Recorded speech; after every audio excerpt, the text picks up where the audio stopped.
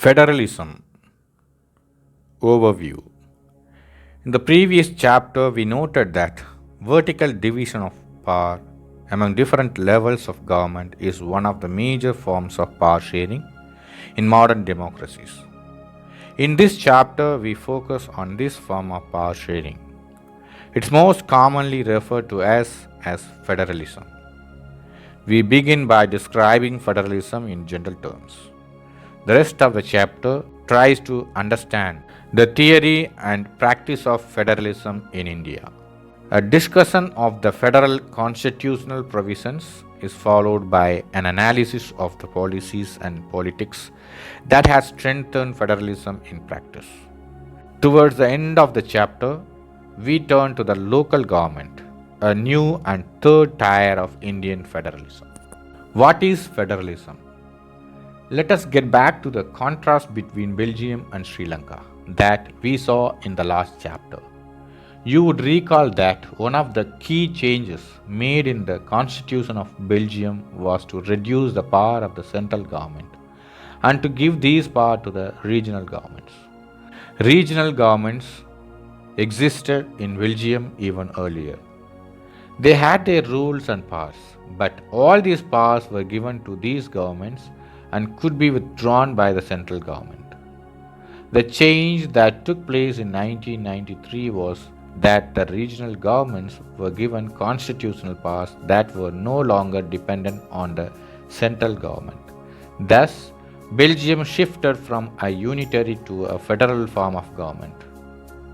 Sri Lanka continues to be, for all practical purposes, a unitary system where the national government has all the powers. Tamil leaders want Sri Lanka to become a federal system. Federalism is a system of government in which the power is divided between a central authority and various constituent units of the country. Usually, a federation has two levels of government. One is the government for the entire country that is usually responsible for a few subjects of common national interest. The others are governments at the level of provinces or states that look after much of the day-to-day administering of their state. Both these levels of governments enjoy their power independent of the other. In this sense, federations are contrasted with unitary governments under the unitary system. Either there is only one level of government or the subunits are subordinate to the central government. The central government can pass on orders to the provincial or the local government. But in a federal system, the central government cannot order the state government to do something.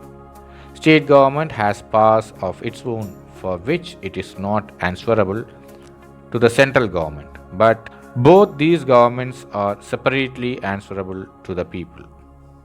Let us look at some of the key features of federalism. 1. There are two or more levels or tiers of government. Different tiers of government govern the same citizens, but each tier has its own jurisdiction in specific matters of legislation, taxation, and administration. 3. The jurisdictions of the respective levels or tiers of government are specified in the Constitution. So, the existence and authority of each tier of government is constitutionally guaranteed. 4. The fundamental provisions of the Constitution cannot be unilaterally changed by one level of government. Such changes require the consent of both the levels of government. 5. Courts have the power to interpret the Constitution and the powers of different levels of government.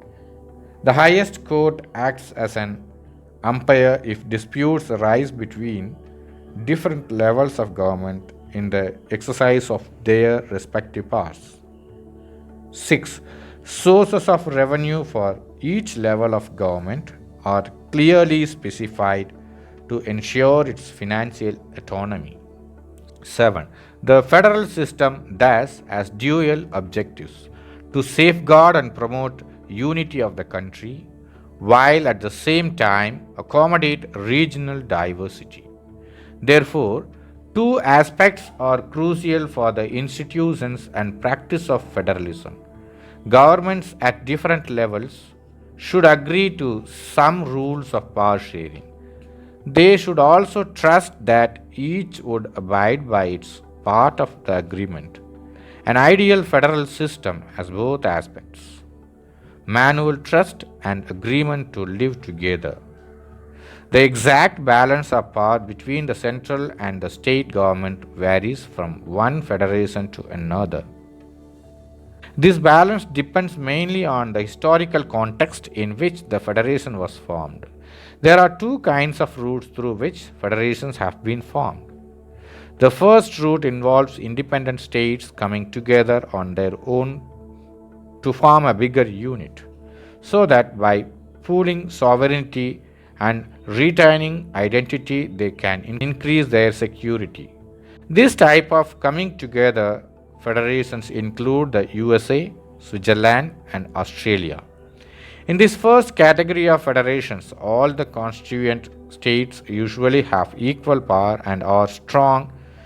In the first category of federations, all the constituent states usually have equal power and are strong. Vice versa, the federal government. The second route is where a large country decides to divide its power between the constituent states and the national government. India, Spain, and Belgium are examples of this kind of holding together federations. In this second category, the central government tends to be more powerful, vice versa, the states. Very often, different constituent units of the federation have unequal powers. Some units are granted special powers. What makes India a federal country? We have earlier seen how small countries like Belgium and Sri Lanka face so many problems of managing diversity. What about a vast country like India with so many languages, religions, and regions? What are the power sharing arrangements in our country? Let us begin with the Constitution. India had emerged as an independent nation after a painful and bloody partition. Soon after independence, several princely states became a part of the country. The Constitution declared India as a union of states, although it did not use the word federation. The Indian Union is based on the principles of federalism. Let us go back to the seven features of federalism mentioned above. We can see that all these features apply to the provisions of the Indian Constitution. The Constitution originally provided for a two-tier system of government. The Union government, or what we call the central government, representing the Union of India, and the state governments. Later, a third tier of federalism was added in the form of panchayats and municipalities. As in any federation, these different tiers enjoy separate jurisdiction. The Constitution clearly provided a threefold distribution of legislative powers between the union government and the state governments. Thus, it contains three lists. Union list includes subjects of national importance such as defense of the country, foreign affairs, banking, communications, and currency. They are included in this list because we need a uniform policy on these matters throughout the country. The union government alone can make laws relating to the subjects mentioned in the union list. State list contains subjects of state and local importance such as police, trade, commerce, agriculture, and irrigation. The state governments alone can make laws relating to the subjects mentioned in the state list. Concurrent list includes subjects of common interest to both the union government as well as the state governments, such as education, forest, trade unions, marriage, adoption, and succession. Both the union as well as the state governments can make laws on the subjects mentioned in this list. If their laws conflict with each other, the law made by the union government will prevail. What about subjects that do not fall in any of these three lists? What about subjects that do not fall in any of the three lists? Or subjects like computer software that came up after the constitution was made? According to our constitution, the union government has the power to legislate on these residuary subjects. We noted above that most federations that are formed by holding together do not give equal power to its constituent units. Thus, all states in the Indian Union do not have identical powers. Some states enjoy a special status. Jammu and Kashmir has its own constitution. Many provisions of the Indian constitution are not applicable to this state without the approval of the state assembly. Indians who are not permanent residents of this state cannot buy land or house here. Similarly, special provisions exist for some other states of India as well. There are some units of the Indian Union which enjoy very little power. These are areas which are too small to become an independent state, but which could not be merged with any of the existing states. These areas like Chandigarh or Lakshadweep or the capital city of Delhi are called union territories. These territories do not have the powers of a state. The central government has special powers in running these areas. The sharing of power between the union government and the state governments is basic to the structure of the constitution. It is not easy to make changes to this power sharing arrangement. The parliament cannot on its own change this arrangement. Any change to it has to be first passed by both the houses of parliament with at least two-thirds of majority. Then it has to be ratified by the legislatures of at least half of the total seats. The judiciary plays an important role in overseeing the implementation of constitutional provisions and procedures. In case of any dispute about the division of powers, the High Courts and the Supreme Court make a decision. The union and state governments have the power to raise resources by levying taxes in order to carry on the government and the responsibilities assigned to each of them. How is federalism practiced? Constitutional provisions are necessary for the success of federalism, but these are not sufficient. If the federal experiment has succeeded in India, it is not merely because of the clearly laid out constitutional provisions. The real success of federalism in India can be attributed to the nature of democratic politics in our country.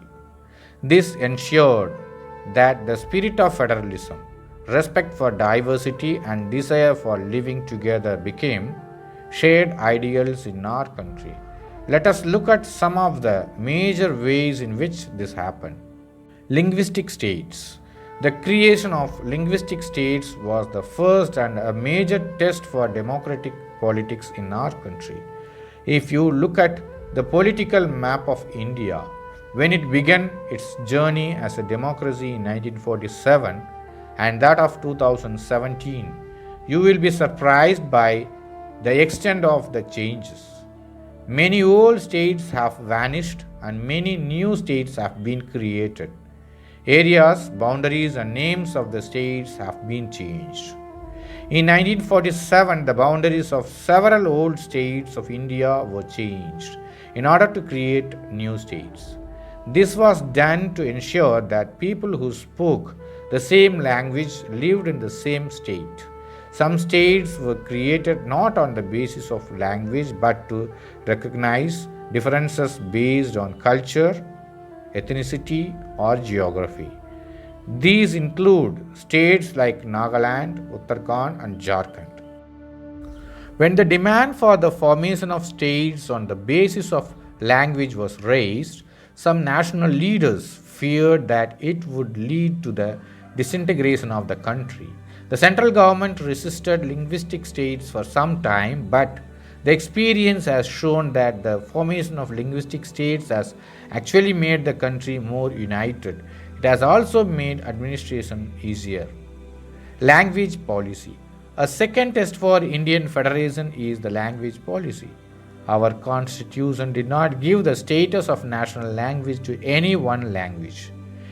Hindi was identified as the official language, but Hindi is the mother tongue of only about 40% of Indians. Therefore, there were many safeguards to protect other languages beside Hindi. There are 21 other languages recognized as scheduled languages by the Constitution.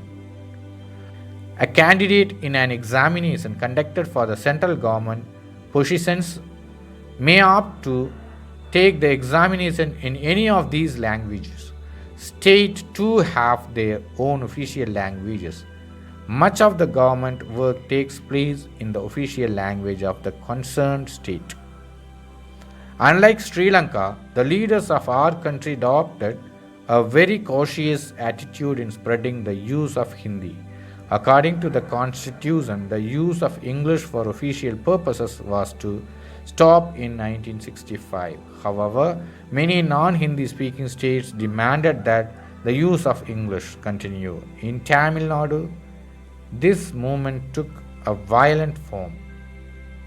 The central government responded by agreeing to continue the use of English along with Hindi for official purposes. Many critics think that this solution favored the English speaking elite. Promotion of Hindi continues to be the official policy of the Government of India. Promotion does not mean that the central government can impose Hindi on any states where people speak a different language. The flexibility shown by Indian political leaders helped our country avoid the kind of situation that Sri Lanka finds itself in. Center state relations.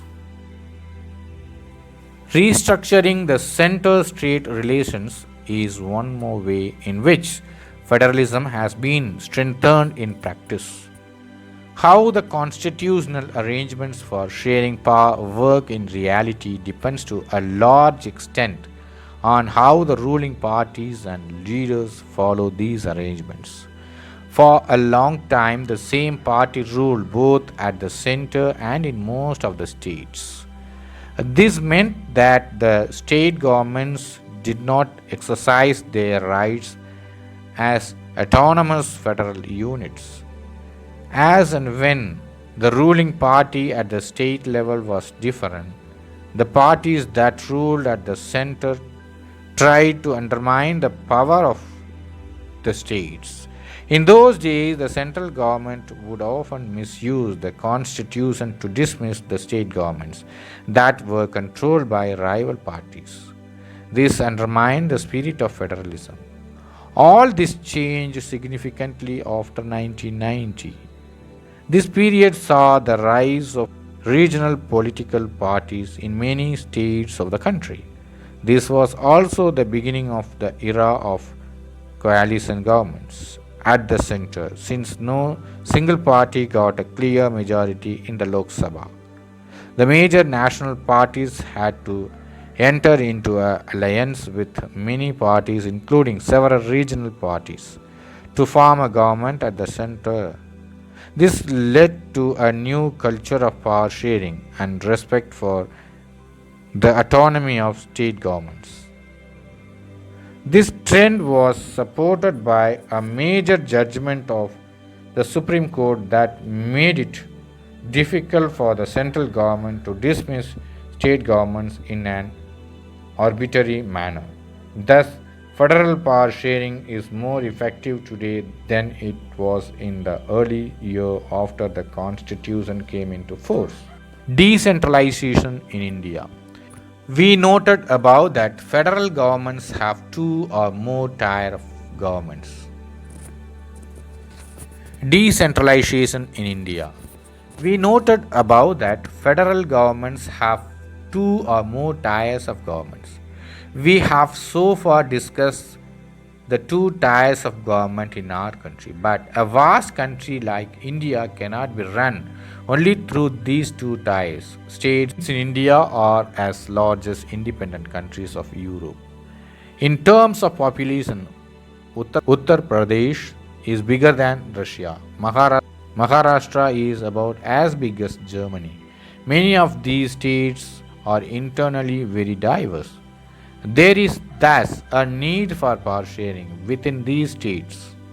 Federal power sharing in India needs another tier of government below that of the state governments. This is the rational decentralization of power. Thus resulted a third tier of government called local government.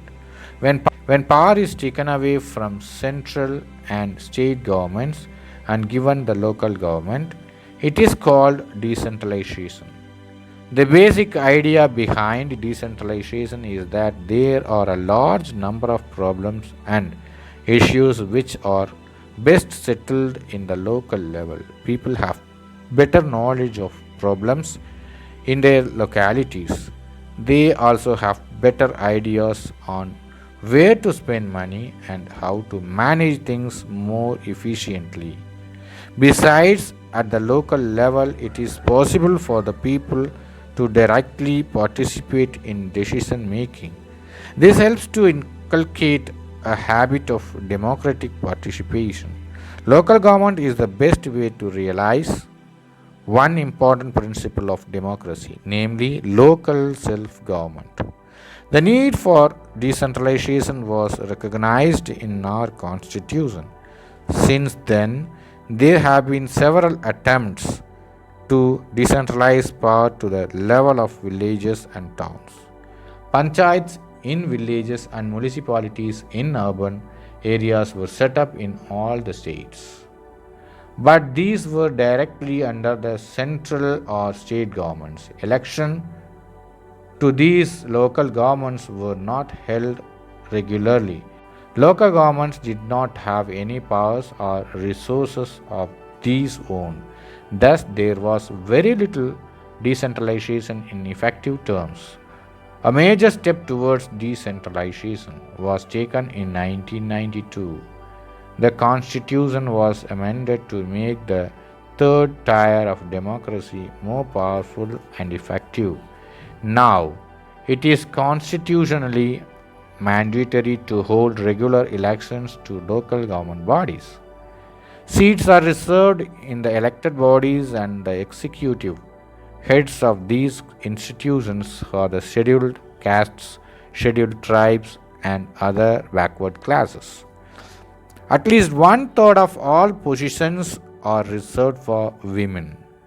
An independent institution called the State Election Commission has been created in each state to conduct panchayat and municipal elections. The state governments are required to share some powers and revenue with local government bodies. The nature of sharing varies from state to state. Rural local government is popularly known by the name Panchayati Raj. Each village or a group of villages in some states as a Gram Panchayat. This is a council consisting of several ward members, often called Panch, and a president or Sarpanch. They are directly elected by all the adult population living in that ward or village. It is the decision making body for the entire village. The panchayat works under the overall supervision of the Gram Sabha. All the wards in the village are its members. It has to meet at least twice or thrice in a year to approve the annual budget of the Gram Panchayat and to review the performance of the Gram Panchayat. The local government structure goes right up to the district level.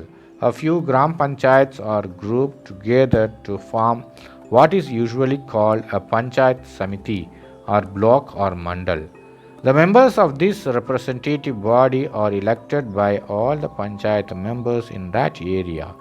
All the Panchayat Samitis or mandals in a district together constitute the Zilla Parishad. Most members of the Zilla Parishad are elected. Members of the Lok Sabha and MLAs of that district and some other officials of other district level bodies are also its members. Zilla Parishad chairperson is the political head of the Zilla Parishad. Similarly, local government bodies exist for urban areas as well. Municipalities are set up in towns, big cities, are constituted into municipal corporations. Both municipalities and municipal corporations are controlled by elected bodies consisting of people's representatives. Municipal chairperson is the political head of the municipality. In a municipal corporation, such as officer is called the mayor. This new system of local government is the largest experiment in democracy conducted anywhere in the world. There are now about 36 lakhs elected representatives in the panchayats and municipalities, etc., all over the country. This number is bigger than the population of many countries in the world. Constitutional status for local government has helped to deepen democracy in our country. It has also increased women's representation and voice in our democracy. At the same time, there are many difficulties while elections are held regularly and enthusiastically. Gram Sabhas are not held regularly. Most state governments have not transferred significant powers to the local governments, nor have they given adequate resources. We are thus still a long way from realizing the ideal of self government.